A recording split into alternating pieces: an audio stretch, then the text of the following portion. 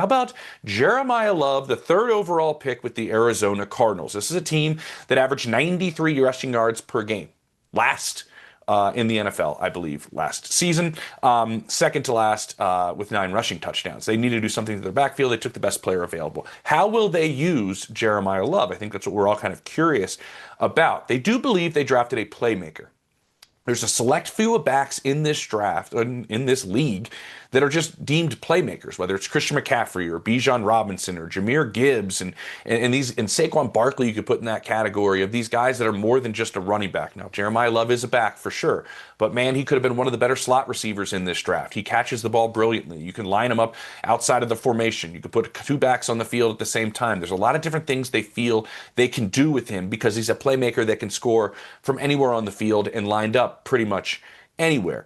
Mike LaFleur, I think, is the linchpin to this and why this may work out with taking a running back third overall with where they stand. And remember, they already had Tyler Algier that they brought in free agency. They already had James Conner. They have a pretty full backfield. Talking to people there, they are excited about this entire room. It's early. Maybe something changes, but they do like all of the guys in that room. I mean, love that room. And they don't feel like they're in a position where they have to be forced into Jeremiyah Love more or less carrying the entire backfield right out of the gate in the beginning of his NFL career. So they really do love that aspect of it. But then when you look at Mike LaFleur and his history, remember, he was with San Francisco in 2019 when they had 4 running backs. I think 3 of them, go look at the numbers, all played a significant role in what they did in running the football. He's been on a coaching staff that has had a crowded backfield before in the past. That's 1.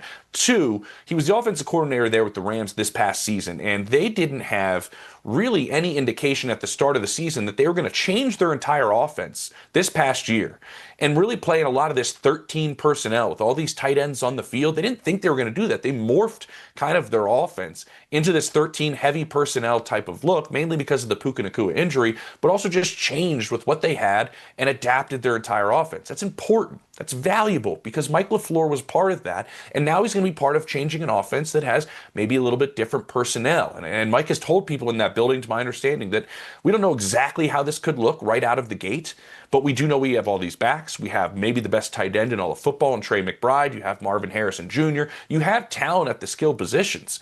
I think his history shows you that they have the ability to be very malleable in what they want to do with this offense, whether it's putting a couple guys on the field at the same time out of the backfield, whether it's figuring out different places to put Jeremiyah Love. I just want to say that the history that Mike LaFleur has shows that, he comes from a background where he's been with a crowded backfield and he's been with an offense that changes things and looks very different just because of the personnel that they have. I was also told by people there, and I wanted to mention this, they believe he is truly a 3-down back. They believe his pass pro is there. He has the tools to do that. He obviously has good enough hands to be catching the football in the backfield. But their favorite thing, I was told, their favorite thing about him is that he doesn't search for big plays. Yes, he has them and he creates them, but he doesn't search for big plays. If it's muddy in the middle of the field, he's going to cram for a couple of those hidden yards. He's going to find a way to continue to get you some positive yardage, and they love that aspect of him.